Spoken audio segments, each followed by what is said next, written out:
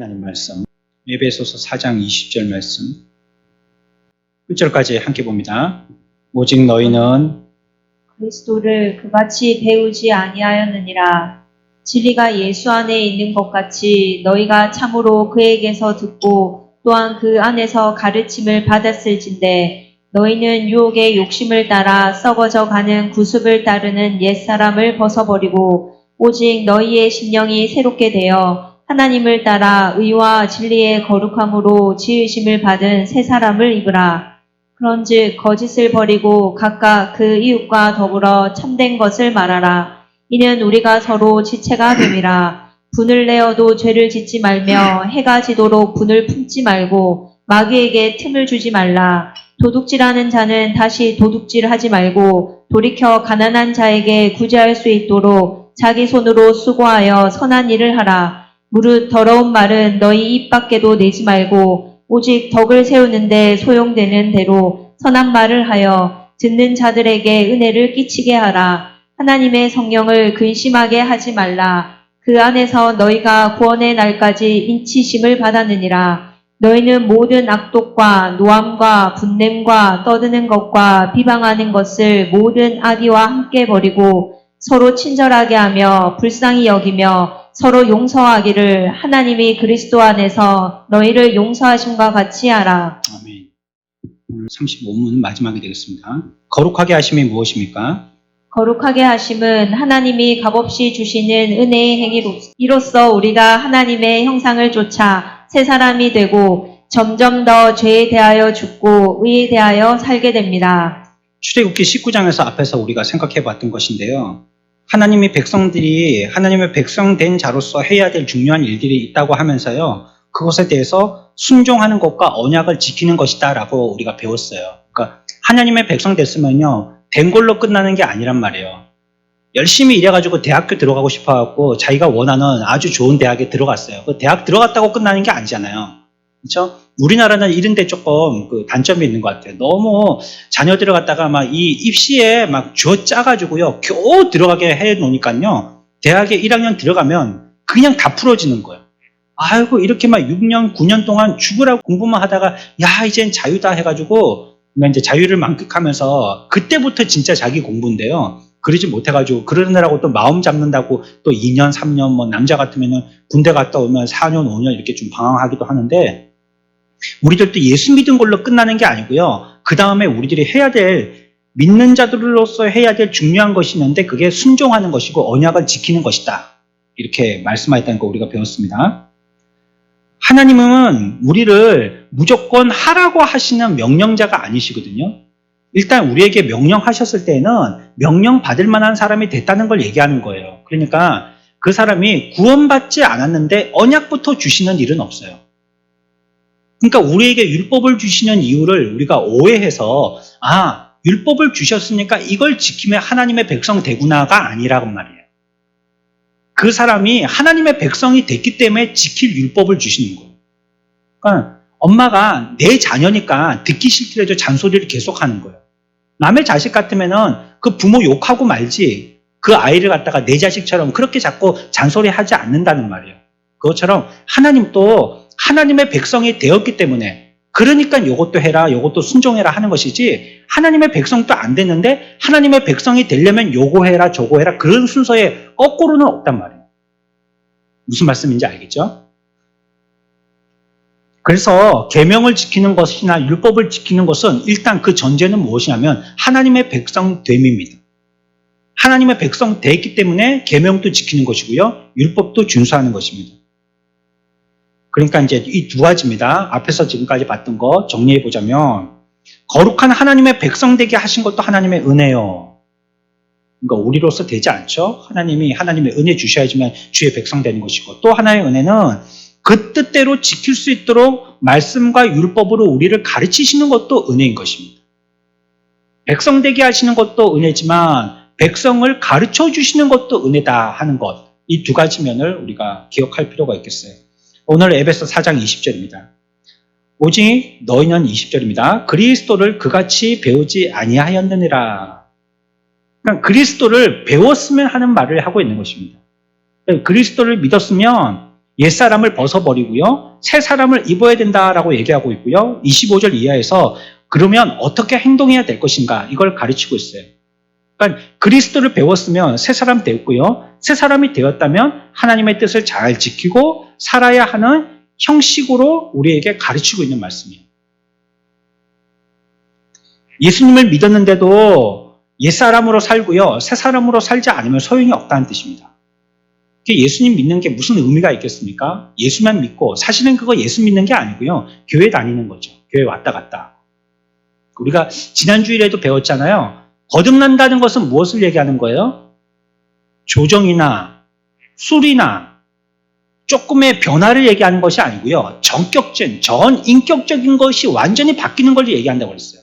그게 거듭나는 거예요. 엄마 뱃속에서 나왔다 할 때는 자기의 힘으로는 안 되고 전적으로 엄마의 힘으로 그 아이가 출산되어지듯이 하나님의 은혜로 그 사람이 이 땅에 나는 거기 때문에요. 이 모든 것은 하나님의 은혜고 또한 그와 같이 완전히 새로운 사람이 되어서 출생하는 거예요. 그게 거듭남이라고 얘기한 것처럼 구원받은 그리스도인 하나님의 백성은요. 거듭남의 삶을 살아야 돼요. 그 증거의 삶을. 그래서 우리의 삶 가운데서는 수정이 아니라 완전히 바뀌어지는 삶.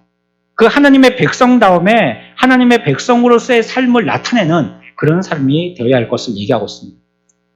그러니까 새 사람을 입으라고 얘기하고 있잖아요. 그렇죠?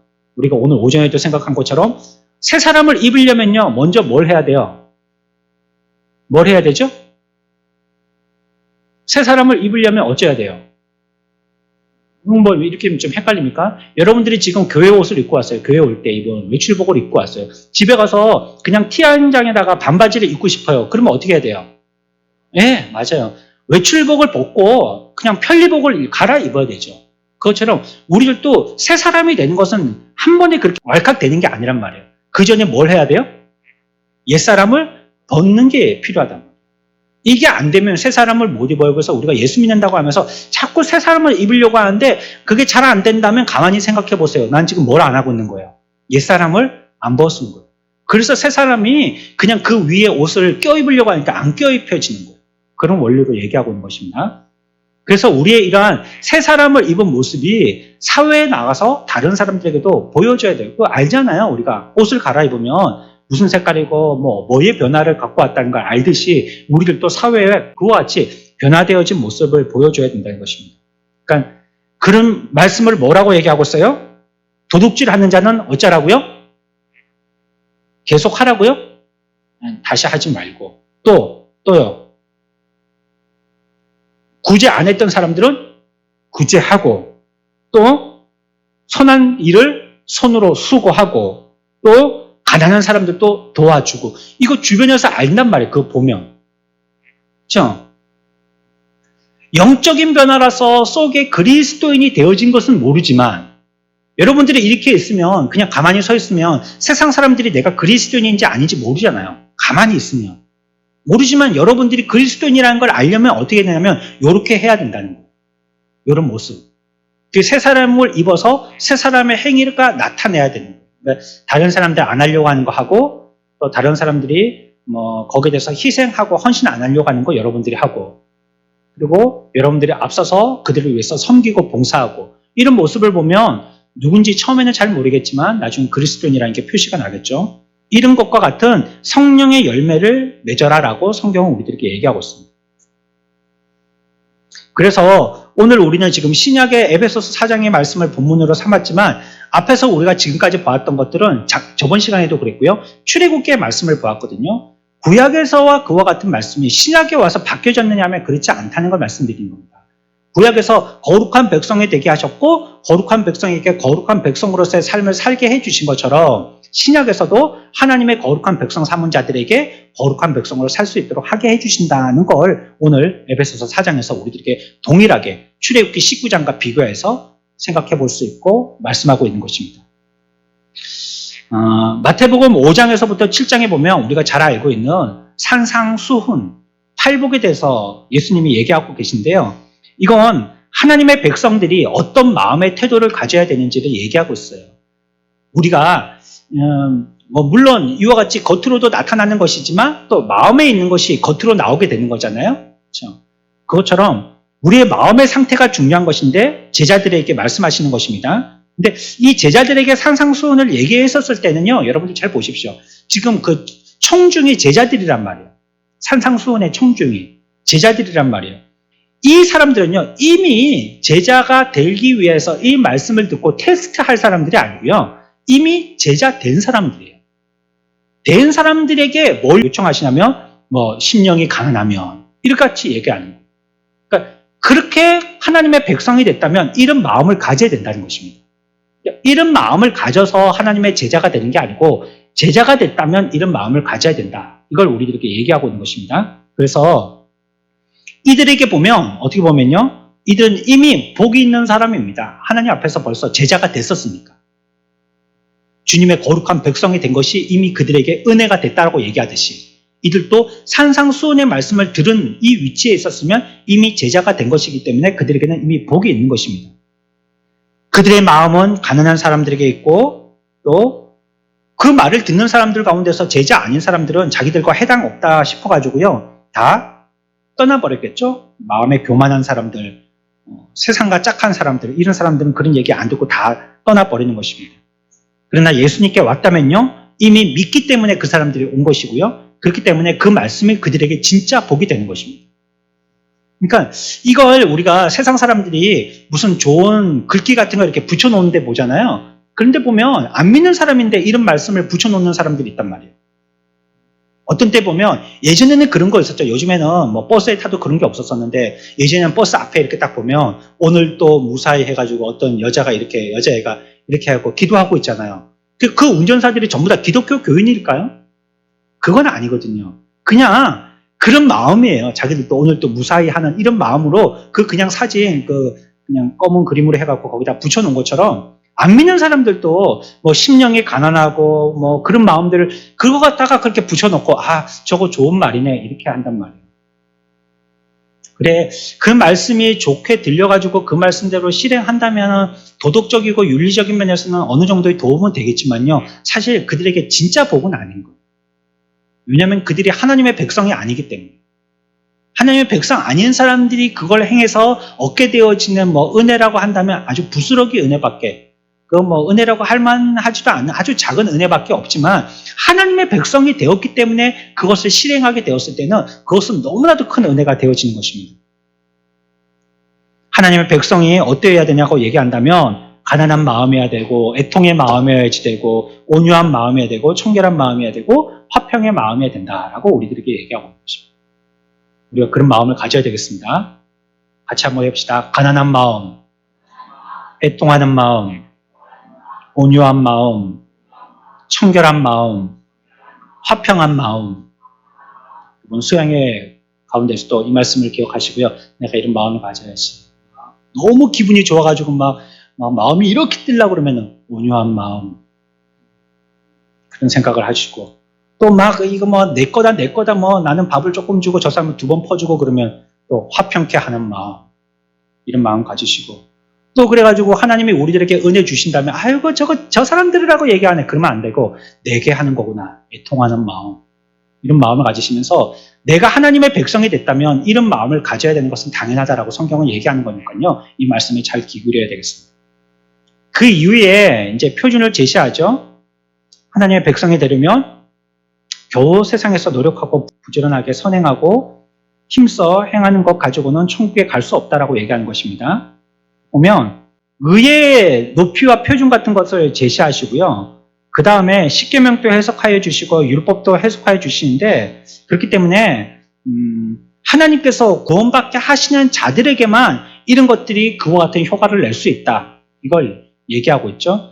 그러니까 천국에 가는 것은 이런 거 이렇게 다 해갖고 열심히 했다라고 그래서 내가 상급을 쌓은 것처럼 그래 가는 것이 아니다라는 것을 얘기하고요. 하나님의 은혜야지만 된다는 것을 얘기해요. 세상은 물질주의에 휩싸여서요. 의식주 이런 것들 너무 소중하게 생각하고 오늘날 이런 거에 너무 깊은 관심들이 갖고 있잖아요. 그래서 특히 우리나라는 이 땅의 문제, 집의 문제 여기에 대해서 굉장히 예민해갖고 사람이 살다가 죽을 때까지 집 한 채는 남겨야지 이런 사상들을 많이 갖고 있는데 사실 집이라는 건 거주 공간이잖아요. 그냥 먹고 살고 자고 하는 그런 거주하는 것이지 그것이 우리에게 뭐 우리나라처럼 그렇게 큰 재산의 의미는 없단 말이에요.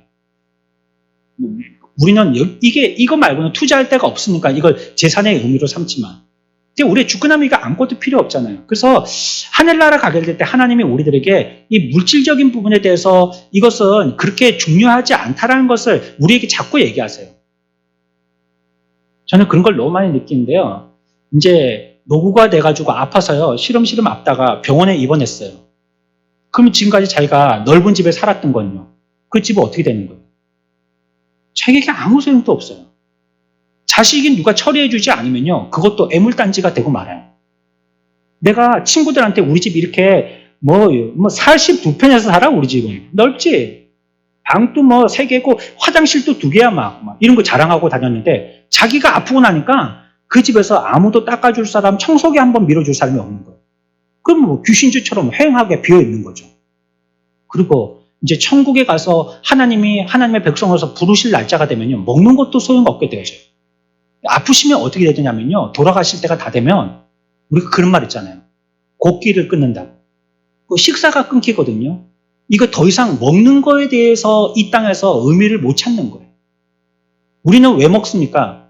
아이고 짜다 맵다 싱겁다 뭐 고춧가루 많다 뭐 어쩌다 저쩌다 뭐 색깔이 허였네 뭐 이렇게 먹는 것 갖고 평가하고 요즘에 TV도 보십시오. 온천지 맨날 옛날에는 여행인데 여행 가서 전부 다 먹기만 하고 막 그래갖고 선전할 때는 배탈 설사에 뭐 회스탈 이런 거 선전하고 먹고 자꾸 소화시키고 이런 것만 하게 되는데 그 먹는 거에 대해서 우리가 욕망이 있기 때문이잖아요. 그런 거는.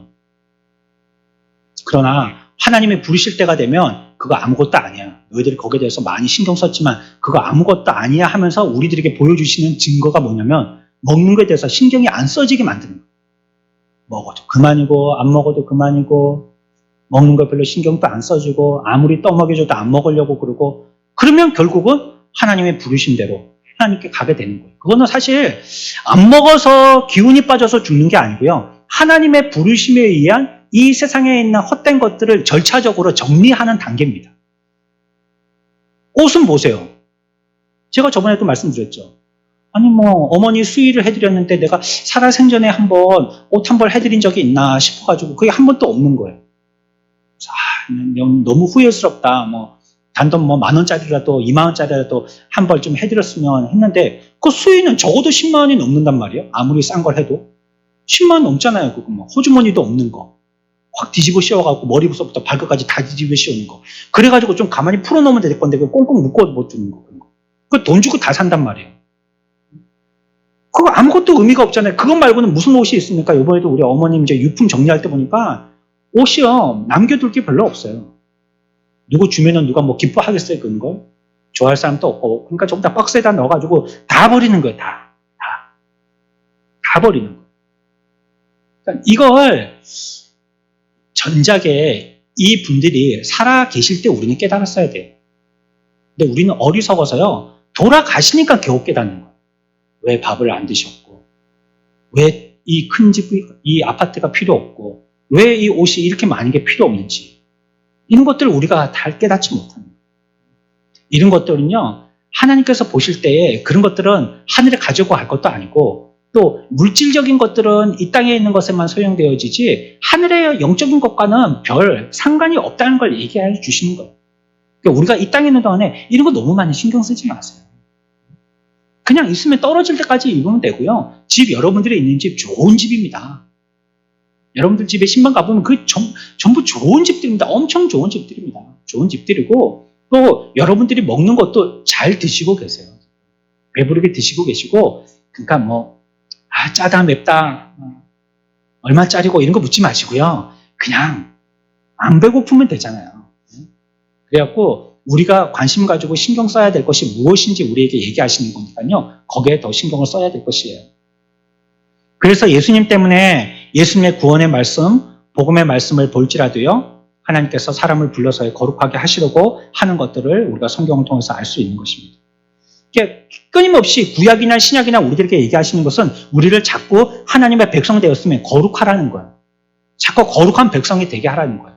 그래서 내가 가만히 놔두는 게 아니고 너희들한테 언약도 주고 율법도 주고 자꾸 가르쳐 줄 테니까 자꾸 거룩하라는 거예요.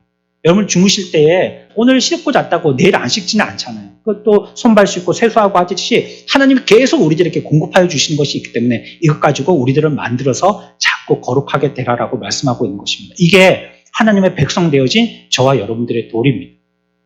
하나님 앞에 효자들 되시기를 축원합니다.